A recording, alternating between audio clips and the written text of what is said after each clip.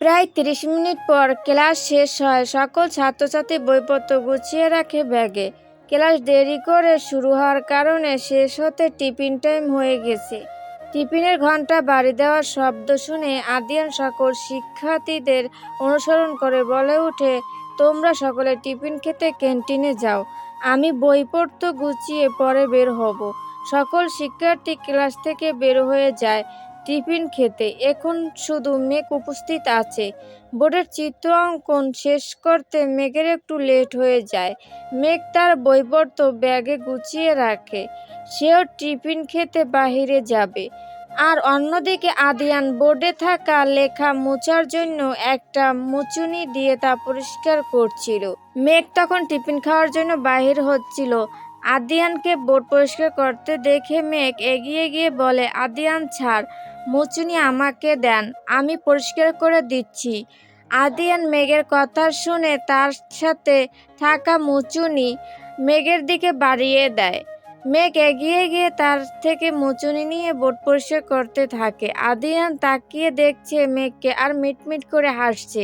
পরিষ্কার করা শেষ হলে হাতের নোংরা মুচুনি টেবিলের উপর রেখে আদিয়ানের দিকে তাকিয়ে মেঘ প্রশ্ন করে, আপনি তখন ক্লাসে তিহান আর আমাকে বকা দিলেন কেন? আমরা সত্যি কোনো কথা বলিনি, তবুও এমন করে পুরো ক্লাসের সামনে অপমান করলেন কেন? আদিয়ান জানতো মেঘ এই প্রশ্ন তাকে অবশ্যই করবে। সে খুব সাধারণভাবে বলে ওঠে, তুমি আর তিহান ক্লাসে কথা বলছিলে তাই বকা দিয়েছি। তিহান আর আমি মুখ দিয়ে একটা শব্দ উচ্চারণ করিনি, কিন্তু চোখে চোখে তো কথা বলছিলে। কি চোখে চোখে কথা বলছিলাম মানে? এখন কি আপনার ক্লাসে চোখ দিয়ে কাউকে ইশারা অবধি করা যাবে না? মেঘের প্রশ্ন শুনে আদিয়ান তার কপাল আঙুল দিয়ে টোকা দেয় আর তারপর মুখে শয়তানি হাসি দিয়ে বলে, না যাবে না, কারণ আমার ক্লাসের রুলস এইটা।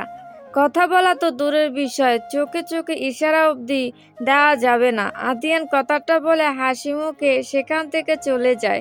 মেঘ অবাক হয়ে পিছন থেকে বলে ওঠে, হোয়াট, এইটা কেমন অদ্ভুত নিয়ম? মেঘের কথার উত্তরে আদিয়ান আর কোনো কথা বলে না। সে বড় বড় পা ফেলে ক্লাসরুম থেকে বের হয়ে যায়। মেঘের মনে মনে কত খানিক গালি দেয় আদিয়ানকে, কিন্তু সম্পর্কে শিক্ষক হওয়ায় বেশি গালি দিতে পারে না। এরপর মেঘ টিফিন করার উদ্দেশ্যে ক্যান্টিনে চলে যায়। সেখানে নুহা বসেছিল। ক্যান্টিনের টেবিলের ওপর কাঁধে ঝুলন্ত ব্যাগ রেখে চেয়ার টান দিয়ে বসে পড়ে মেঘ। এরপর নুহা আর মেঘ একসাথে খাবার অর্ডার করে তারা দুজনে বসে গল্প করতে থাকে।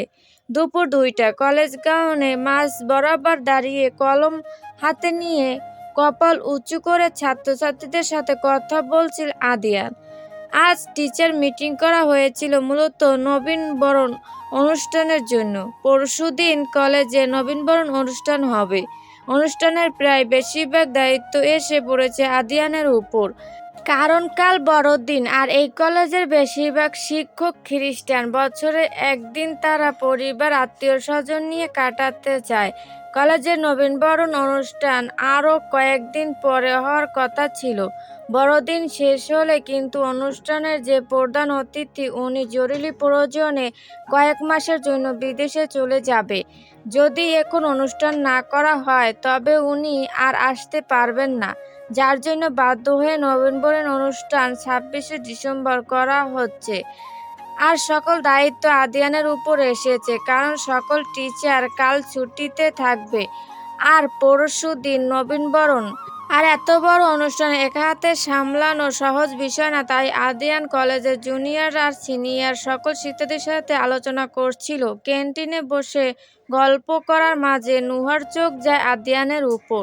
আদিয়ান যখন কথা বলছিল তখন সব ছাত্রীরা মনোযোগ দিয়ে শুনছিল, কিন্তু সব ছাত্রীরা চোখ বড় বড় করে তাকিয়েছিল শুধু আদিয়ানের দিকে। নুহা মেঘকে ইশারা করে গাউনের দিকে, এরপর বলে, মেঘ দেখ, আদিয়ান স্যার কলেজের মাঠে বসে সবার সাথে কি যেন আলোচনা করছে, আর সকল ন্যাকা মেয়েরা দেখ কেমন করে তাকিয়ে রয়েছে স্যারের দিকে, যেন চোখ দিয়ে গিলে খাবে।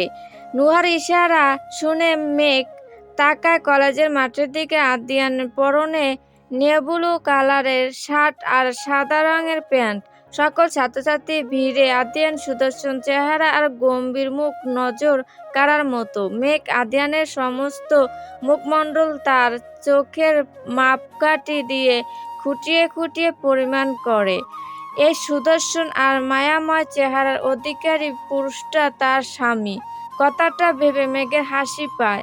আবার পরক্ষণে অতীতের ঘটনা মনে পড়ে, তার মন বিষিয়ে যায়। নুহা দেখল মেঘ একদৃষ্টে আদিয়ানকে দেখছে। নুহা বলল, আদিয়ান স্যার সত্যি অনেক সুদর্শন, তাই না মেঘ? নুহার কথা শুনে মেঘ বলে, হুম। মেঘের শব্দটা শুনে নুহা সন্তুষ্ট হয় না, বরং কুঁচকে বলে, শুধু দেখ আদিয়ান স্যারের দিকে। কলেজের সব মেয়েরা কেমন মুগ্ধ নয়নে তাকিয়ে আছে নুহার মুখে। মেয়েরা শব্দটা শুনে মেঘের চোখ যায় আদিয়ানের আশেপাশে দলবদ্ধ হয়ে থাকা ছাত্রীদের দিকে। নবীনবরণ অনুষ্ঠানের কথা এখন অবধি মেঘ জানে না। আদিয়ানের আশেপাশে মেয়ে ছাত্রীর সংখ্যা বেশি, কারণ সাধারণ সাজসজ্জা আর অনুষ্ঠানের বিষয়ে পুরুষের চেয়ে নারীদের ধারণা বেশি থাকে। ছাত্রীরা ইচ্ছা করে আদিয়ানকে বিভিন্ন প্রশ্ন করছে, যার মূল কারণ অ্যাটেনশন পেতে চায়। এরপর পরিকল্পনা দিচ্ছে। আজ আদিয়ান বেশ মনোযোগ দিয়ে শুনছে সকলের কথা, যা মেঘের নজর এড়ায় না। ক্লাসে যখন মেঘ চোখে চোখে কথা বলছিল, তখন তাকে দাঁড় করিয়ে সকলের সামনে অপমান করছে আদিয়ান। আর এখন ছাত্রীদের সাথে কি সুন্দর করে মিষ্টি ভাষায় কথা বলছে। সব দোষ কি উনি শুধু মেঘের একা দেখতে পান? ওই সুন্দরী ছাত্রীদের দেখতে পান না? মেঘ রাগে দাঁত কটমট করে বলে, নুহা, তুই শুধু সব দোষ ছাত্রীদের উপর কেন দিচ্ছিস? আদিয়ান স্যারকে দেখ, উনি কত হেসে হেসে তাদের সাথে কথা বলছে। এক হাতে কখনো তালি বাজে না। মেঘের কণ্ঠ আর কথাবার্তা কেমন জানি হিংসা পরনায় মনে হলো নুহার কাছে। আদিয়ান মেঘের শিক্ষক নয়, বরং তার স্বামী। নুহা অবাক আর সন্দেহপূর্বক কণ্ঠ নিয়ে বলে, মেঘ, আদিয়ান স্যার অন্য মেয়ের সাথে কথা বলায় তুমি কেন রাগ করছো? সত্যি করে বলো মেঘ, তুমি কি আদিয়ান স্যারকে ভালোবাসো? তোমরা কি রিলেশনে আছো? নুহার প্রশ্ন শুনে মেঘ মতো খেয়ে যায়। সত্যি আদিয়ান যদি অন্য মেয়ের সাথে কথা বলে তবে তার কি? মেঘ বলে, নুহা, কি বলছো এসব? আমি কেন আদিয়ান স্যারকে ভালোবাসতে যাব? আর ওনার সাথে আমার কোনো প্রেমের সম্পর্ক নাই। নুহার মেঘের কথা বলার মাঝে অর্ডার করা খাবার চলে আসে। তারা দুজনে কথা বলা বন্ধ করে খাবার খেতে শুরু করে। মেঘ খাবার মুখ দেয় আর চোখে আদিয়ানের দিকে তাকিয়ে দেখে। আদিয়ান আলোচনার মধ্যে হঠাৎ করে পাশে ঘুরে তাকায়। তার চোখ পড়ে যায় মেঘের উপর। মেঘ যেন দূর থেকে দাঁড়িয়ে তাকে দেখছে, তার নজরে আর ইনি আদিয়ানের। মেঘের চোখে মুখে এমন রাগ ফুটে উঠেছে কেন? ওয়েট, মেঘ কি জেলাস ফিল করছে তাকে অন্য মেয়েদের সাথে দেখে? আদিয়ানের কথাটা ভেবে মুখে হাসি ফুটে ওঠে। মেঘ তির্যক চোখ নিয়ে আদিয়ান আর তার আশেপাশে থাকা মেয়েদের দেখতে থাকে। আমেরিকার ইউয়র্ক সিটি শহরে এখন প্রবল শৈত্যপ্রবাহ আর শীতের আগমন ঘটছে। আকাশ থেকে বর্ষণের ন্যায় গুড়ি গুড়ি সাদা তুলের বরফ খণ্ড গড়িয়ে পড়ছে। সরু রাস্তার আশেপাশে বরফখণ্ডের উঁচু শব্দ জমে পড়েছে। শীতের তীব্র থেকে রক্ষা পেতে সকলে উষ্ণ জামাকাপড় পরিধান করছেন। বড়দিন উপলক্ষে ইউয়র্ক সিটির জনগণ তাদের বাড়িতে রঙিন মরিচা বাতি জ্বালিয়ে রাখছে। সারা শহরে বিভিন্ন জায়গা মেলা সহ বিভিন্ন বিনোদনমূলক অনুষ্ঠান করা হয়েছে। আজ যেন এই ইউয়র্ক শহরের মানুষজন খুশির উল্লাসে মেতে উঠেছে। প্রচণ্ড শীতের মাঝে বড়দিনকে ঘিরে তাদের মধ্যে আনন্দ আর খুশির জোয়ার বয়ে যাচ্ছে। বরফ তুষার খণ্ড মাঝে সরু রাস্তা দিয়ে আপন গন্তব্যের দিকে ছুটে চলছে গাড়ি। ড্রাইভিং সিটে বসে গাড়ি ড্রাইভ করছে আদিয়ান। তার অপর পাশের সিটে মুখ ভার করে বসে আছে মেঘ। গাড়ির মধ্যে মুখ ভার করে বসে আছে পাশে থাকা আদিয়ান। একবার ফিরে তাকায় অবধি দেখছে না। সকালে সম্পূর্ণ ক্লাসের সামনে করা অপমান সে ভুলে যায়নি। ক্লাস শেষে ভদ্রতার খাতিরে তখন কোনো কথা বলেনি। মেঘ ক্লাসে তিহানের সাথে একটু কথা বলছে বলে কি অপমান করলো মেঘকে? ক্লাস থেকে বের হয়ে যাওয়ার হুমকি অবধি দিল, কিন্তু প্রথম সারিতে বসে থাকা ন্যাকা মেয়েগুলো যে কত কথা বলছিল তা একবারও দেখলো না। তাদের বকা দিল না, দাঁড় করালো না। অবশ্য দাঁড় করাবে কেন? তারা প্রিয় ছাত্রী হয় না আদিয়ানের? দুপুরে কলেজে গাউনে রোদের মধ্যে দাঁড়িয়ে কত ভালোবাসে আর হেসে হেসে কথা বলছিল তাদের সঙ্গে, যেন ছাত্রী না, ওরা তার প্রেমিকা। অথচ মেঘের সাথে কথা বলার সময় মুখ গম্ভীর আর রাগী চেহারা নিয়ে থাকে সব সময়। মেঘের সকল দোষ সবার প্রথম চোখে পড়ে আদিয়ানের, আর ওনার সুন্দর ছাত্রীরা কোনো দোষ করতে পারে না। ঠিক আছে, মেঘ যখন এত খারাপ তবে তার সাথে কথা বলার প্রয়োজন নাই। মেঘের কি ঠেকা পড়ছে ওনার সাথে কথা বলার? শয়তান বজ্জাত রাগী লোক একটা। মেঘের ভার করে রাখা মুখ, অভিমান ফুলে থাকা গাল আর বিড়বিড় করে উচ্চারিত করা শব্দ সব আর চোখে পর্যবেক্ষণ করছে আদিয়ান। বাচ্চাদের মতো গাল ফুলিয়ে রাখা মেঘকে দেখতে ভীষণ কিউট আর মিষ্টি লাগছে।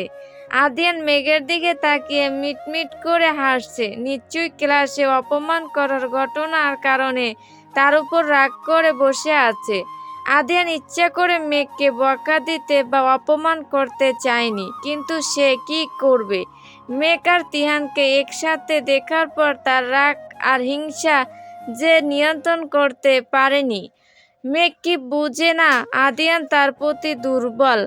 হয়তো তার মনে থাকা মেঘের প্রতি অনুভূতিগুলো ধীরে ধীরে ভালোবাসার পরিণত হচ্ছে। আর মেঘকে ভালোবাসা অন্যায় বা অপরাধ নয়, কারণ মেঘ তার স্ত্রী। মেঘকে তিহানের সাথে অন্য কোনো পুরুষের সাথে দেখা তার দ্বারা সম্ভব নয়, কারণ মেঘ আদিয়ানের। মেঘের প্রতি বৈধতা, তাকে ছোঁয়ার অধিকার শুধুমাত্র আদিয়ানের আছে। কলেজ গাউন যখন আদিয়ান অন্য মেয়ের সাথে কথা বলছিল তখন মেঘের রাগ হয়েছিল, কারণ মেঘ আদিয়ানকে ভালোবাসে। হয়তো মেঘ ক্ষণিক সময়ের জন্য আদিয়ানের উপর রাগ করেছে, অভিমান করেছে। অবশ্যই মেঘের রাগ করা স্বাভাবিক, কিন্তু মেঘ মন থেকে তার প্রতি ভালোবাসা হারিয়ে যায়নি। মেঘ আজও আদিয়ানকে ভালোবাসে। হঠাৎ আদিয়ানের মাথায় এক দুষ্টু বুদ্ধি আসে। সে মেঘের রাগের বাড়িয়ে দেওয়ার জন্য বলে উঠে, মেঘ, ক্লাসে প্রথম সারিতে আজ যে সুন্দরী এক মেয়ে বসেছিল তার নাম কি তুমি কি জানো? মেঘ জানালা দিয়ে বাহিরে তুষারপাত দেখছিল। হঠাৎ করে আদিয়ানের বলা কথাটা মেঘের কানে পৌঁছায়। সে সঙ্গে সঙ্গে পাশ ফিরে তাকায় আদিয়ানের দিকে। মেঘ বলে, কি বললেন আপনি? আবার বলুন তো। আদিয়ান আবার বলে, আমি বললাম ক্লাসের প্রথম সারিতে আজ একটা সুন্দরী মেয়ে বসেছিল, ওই নীল টপস আর সাদা রঙের ড্রেস পরে। তুমি কি তার নাম জানো মেঘ? আদিয়ানের প্রশ্ন শুনে মেঘ দাঁত কটমট করে তাকায় আর বলে, না, জানি না। ক্লাসের সব সুন্দরী মেয়েদের বিষয়ে জানার আগ্রহ নাই আমার। আদিয়ান হতাশ হয়ে যাওয়া মুখ নিয়ে বলে, ও জানো না? তবে মেয়েটা কিন্তু বিউটিফুল ছিল, তাই না মেঘ? আদিয়ান মেঘের কানে কাছে গিয়ে বলে, আর হট। ঘরের বউ রেখে অন্য মেয়েকে বলছে বিউটিফুল, কত বড় সাহস! আপনি ওই বিউটিফুল মেয়ের কথা কেন জিজ্ঞেস করেছেন হঠাৎ? আর ওর নাম জেনে কি করবেন আপনি? সত্যি বলতে ওই মেয়েকে আমার বেশ পছন্দ হয়েছে, ওর সাথে প্রেম করতে চাই আমি। মেঘের রাগের আগুন গিডালার জন্য আদিয়ানের এই কথায় যথেষ্ট ছিল। বিবাহিত পুরুষ হয়ে উনি অন্য মেয়ের সাথে প্রেম করবে? অথচ ওই দিন জিয়াকে বলেছিল উনি না কি পরকীয়া করবেন না। মেঘ বলে, প্রেম করবেন আপনি? তবে জিয়া ম্যামের সাথে করুন, উনি তো কত সুন্দরী। তাছাড়া আপনি না বিবাহিত? বাংলাদেশে না আপনার বউ আছে? অবশ্য তা ঠিক, জিয়া সুন্দরী আছে। বাংলাদেশে আমার বউ আছে, কিন্তু তাকে ডিভোর্স দিয়ে দিব। কেন ডিভোর্স দিবেন তাকে? আসলে কি জানো, বাংলাদেশে থাকা আমার বউ অনেক কালো আলকাতার মতো আর হাতের মতো মোটা। এমন বউয়ের সাথে কি সংসার করা যায়? কি বললেন আমি আলকাতার ড্রাম, হাতের মতো মোটা? আদিয়ান হাসি লুকে মেঘের দিকে সন্দেহ দৃষ্টিতে বলে, মেঘ, আমি তোমাকে কালো বা মোটা বলিনি, আমি আমার বউকে বলেছি। তুমি কেন রাগ করেছো? তুমি কি আমার বউ মেঘ? তুমি কত সুন্দরী, আর আমার বউ শেওড়া গাছের পেতনি।